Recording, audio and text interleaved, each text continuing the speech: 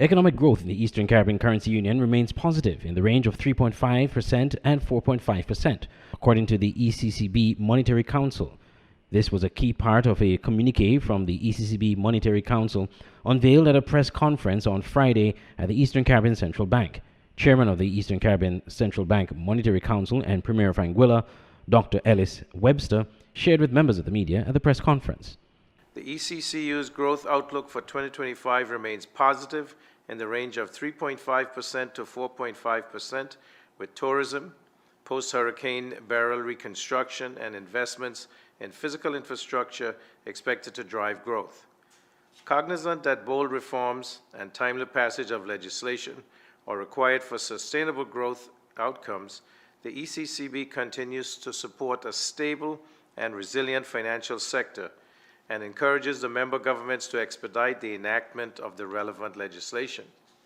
Dr. Webster also pointed out that the Eastern Caribbean EC dollar remains strong. The EC currency remains strong. The backing ratio, also known as the ratio of foreign assets to demand liabilities, continues its upward trajectory and stood at 98.2% as at 7th February 2025.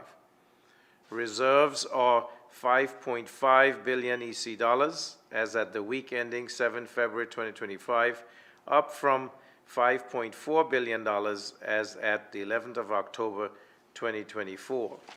G, having considered the state of monetary, credit, and financial conditions in the ECCU, the Monetary Council, on the recommendation of the Governor, agreed to 1. Maintain the minimum savings rate at 2.0%, and 2.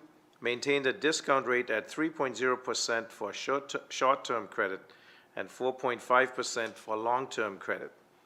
The minimum savings rate is the lowest rate that commercial banks can offer on savings deposits. The central bank's discount rate is the rate at which the ECCB lends to governments and commercial banks.